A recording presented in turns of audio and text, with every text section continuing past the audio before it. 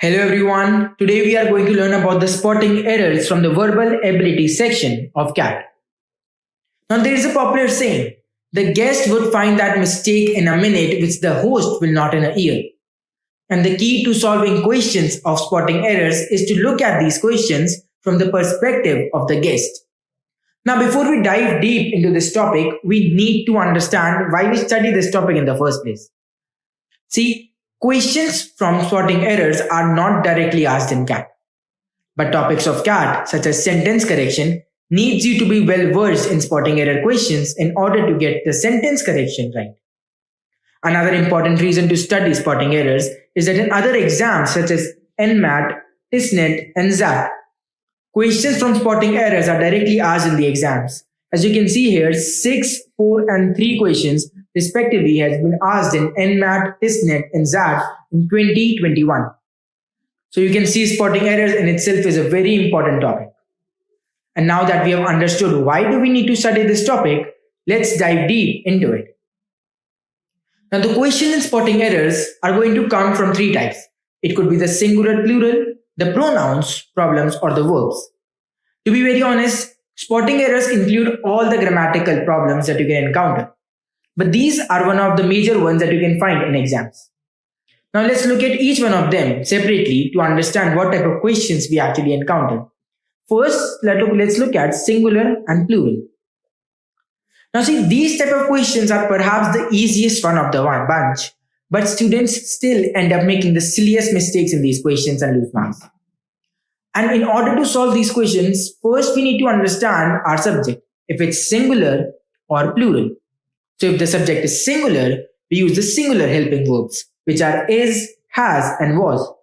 And if the subject is plural, we use the plural helping verbs, which are, have, and were. Now we know that apple is singular, while apples is plural. So we say apple is a great fruit.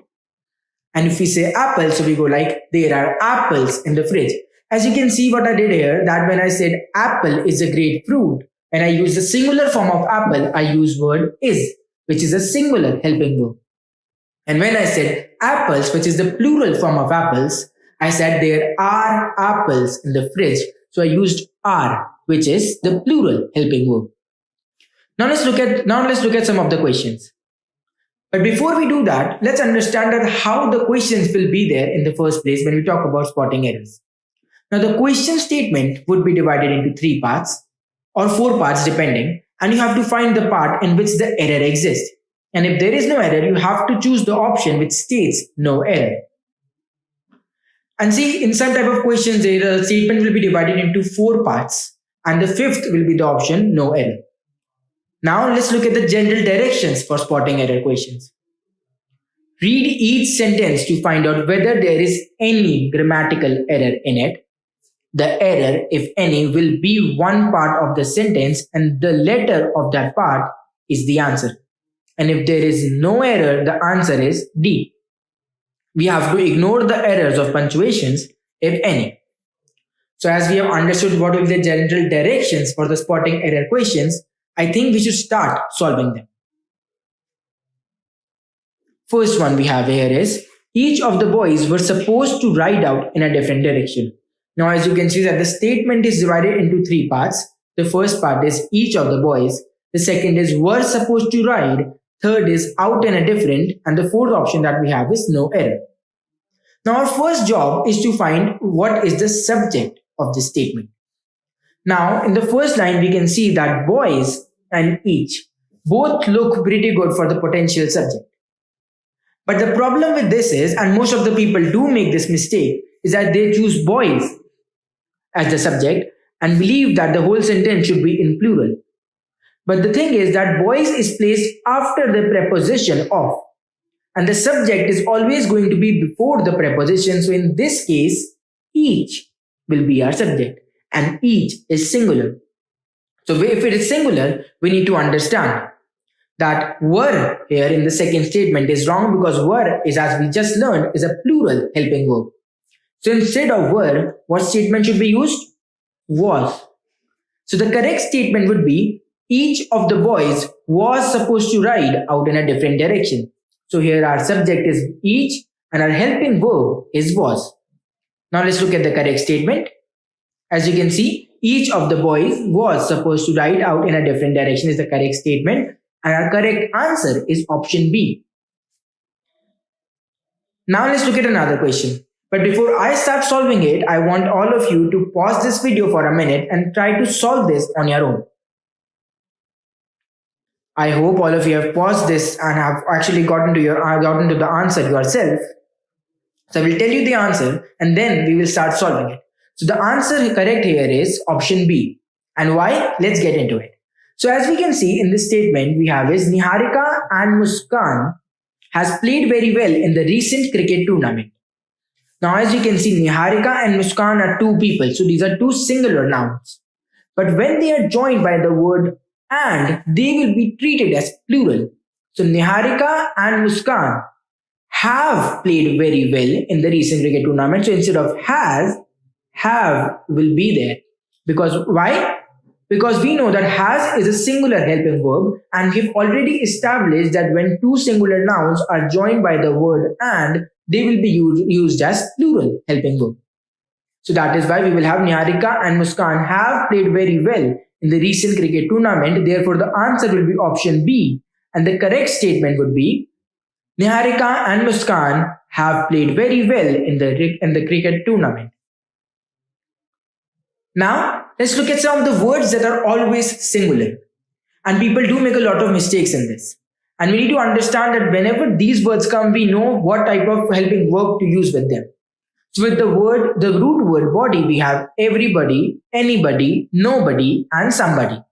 With the root thing, we have everything, anything, nothing, and something.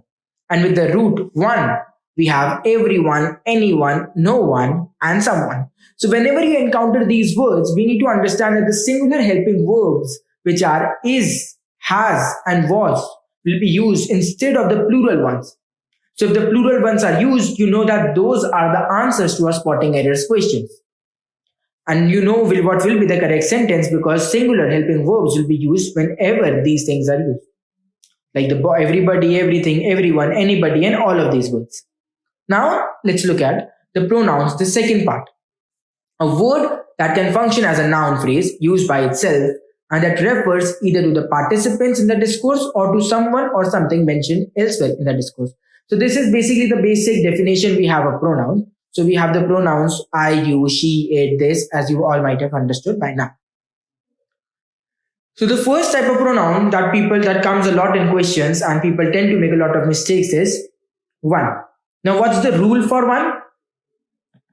The rule we have here is if the pronoun one is used, it must be maintained throughout the sentence. Must be maintained throughout the sentence is the important part here. Let's look at the examples to understand it better.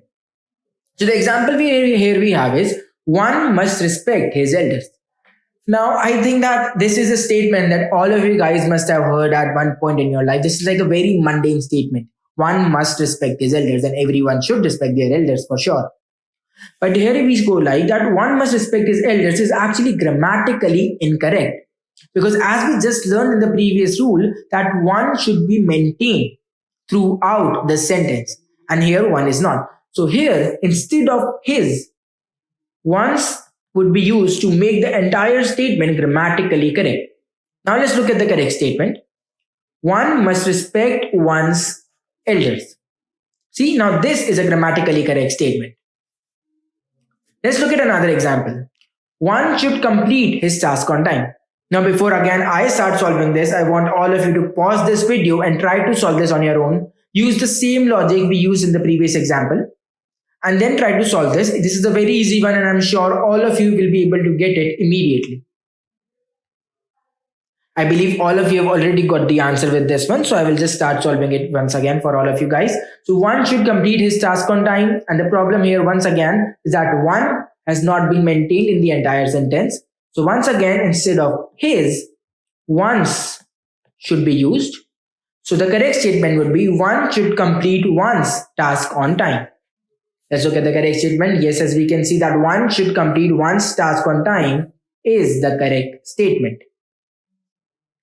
Now let's look at another type of questions that we have in pronouns. and the things, it's the mistakes that students make a lot. It's the whose and which. So now the word whose is used for non-living things, and which is used for living people or ideas. This is very important to note. Whose is for the non-living things, while which is for living people or ideas. Let's look at the examples. The first example we have is which box is kept on the table. Now we know that box in itself is non-living. Now if the box in itself is non-living, then instead of which, what would be used? Whose. Because whose is used for non-living, while which is used for living people and ideas. So the correct statement here will be whose box is kept on the table. Now let's look at the correct statement. As we can see, whose box is kept on the table is the correct statement. Now let's look at another example. Which laptop is lying here? Now once again, I want you to pause this video and try to solve this question on your own. Just use the same logic we used in the last example, and I'm sure you will get this answer right immediately. I'm sure all of you must have paused this video by now already and have got the answer. So let's do it here once again. So again, laptop here is non-living. Now because the laptop here is non-living, instead of which, once again, whose will be used. So the correct statement will be whose laptop is lying here. Yes, so as you can see that the correct statement is whose laptop is lying here. So now let's have a look at the third type of questions in pronouns. So like, unlike, and let. So the rule here is that a pronoun after like, unlike, and let takes an objective case. So before we actually start solving questions of like, unlike, and let, we need to understand that what is an objective case. Let's have a look at it. So see, there are two types of pronouns, the object pronouns and the subject pronouns. So the object pronouns are him, her, me, us, and them. And the subject pronouns are she, he, I, we, and they. And whenever we use the words like, unlike, and let, we use the object pronouns after them. We use the object pronouns and not the subject pronouns.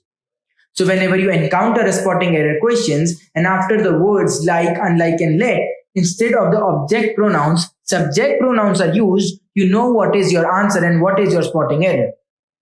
Now let's start solving questions of like, unlike, and let. So the first question we have here is, you will never find a man like he. Now we know that the word like has been used here, and after like we can see that the word he, the pronoun he, has been used. Now he is a subject pronoun. As you can see here, he is a subject pronoun. So instead of he, an object pronoun needs to be there. So which one?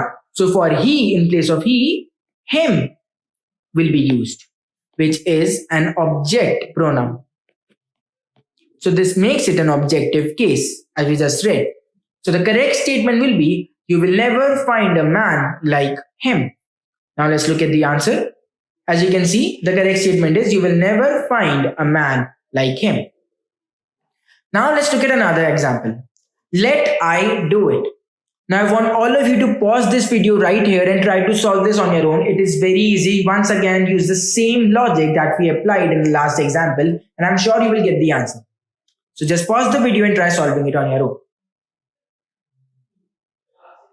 Now I'm sure all of you must have actually got the answer already, because it's a very simple one. But let's still do it. So the question is that let I do it. Now once again, I here is a subject pronoun. And we know that after let, like, or unlike, subject pronouns are not used, and instead of them, object pronouns are used. And the object pronoun for I, instead of subject pronoun I, we would be using the word me. So the correct statement would be, let me do it. Now let's look at the answer. Yes, you can see the correct statement is, let me do it. Now let's look at the fourth type of questions, the superlative degree in the pronoun. Now the rule here is that the relative pronoun that is used instead of who or which after adjectives in the superlative degree. This means that after adjectives in the superlative degree only, instead of who or which, that is used. So let's start solving the questions of this particular type of things so that we are able to understand better. Let's see. The first example that we have here is that this is the best which he could do. So now this is the best which he could do. Now we know that best here is a superlative form. It is a superlative form of good. So how they actually transfer? So we have good, then we have better, and then we have best. So best is the superlative form. And we know after best, which is a superlative form, which will not be used, and instead of which, that will be used. So the correct statement here will be that this is the best that he could do. Now let's look at the statement. As you can see, the correct statement is that this is the best that he could do. Now let's look at the third type of questions that we have, verb. Now let's understand what are verbs in the first place. So a word which is used to describe an action, state or occurrence and forming the main part of the predicate of a sentence such as here, become, happen. So this is a general definition of verb which I'm pretty much sure that all of you would actually be familiar with it already. Let's start seeing the questions. The first we have is infinite verb. So if the verb indicates a purpose, an infinite must be used, and if the verb indicates a cause, a verb which functions as a noun must be used. Let's have a look at the examples to understand this particular thing better. The first example we have here is that he went to the mall for watching a movie. Now the statement is he went to the mall for watching a movie. Now we all know that there is a purpose for which he here, the subject, went for a movie. Went to the mall basically. So the person here went to the mall, and with the purpose here is for watching a movie. So now we know that there is a purpose initiated and there is a purpose for his action basically. So when that is the case, we need to use infinite verb. So for that, instead of for watching, we will say that there is a reason that they went. So that's clear. So we would say he went to the mall to watch a movie. Now let's look at the correct statement. As you can see, the correct statement is he went to the mall to watch a movie. The second is use of the word as. Now, as is not used with the verbs like appointed, elected, considered, called, but it is used with the word regard. We need to understand that as is not used with the verbs like appointed, elected, considered, and called. So whenever you see questions, because you see, whenever you start solving these questions, as will fit perfectly in the way we speak, say appointed as, elected as, considered as, called as. So all these fit properly in our mundane life conversations, but these are not grammatically correct and we need to understand this. So whenever as will never be used with appointed, elected, considered and called. But whenever we use the word regard, as will be used. Let's look at the example. She was elected as president of the college. Now you see, when we see on the surface, there is no problem with this particular statement. She was elected as president of the college. And you can say this statement and move on with your life, but it will not be grammatically correct. The grammatical correct statement would be when we remove the word as from here. The correct statement would be she was elected president of the college. Let's have a look at the correct statement. She was elected president of the college. So you see, this is the correct statement. And also we need to understand that if we use the statement like she is regarded, now we will say that if she is regarded as one of the smartest people in the room, here the use of word as will be correct. But if we say that she is appointed as the secretary of the university, now as will not be used. And the correct statement will be she is appointed secretary of the university. Now I believe that we have went to the end of this particular video, and I am sure that all of you must have understood a lot about spotting errors.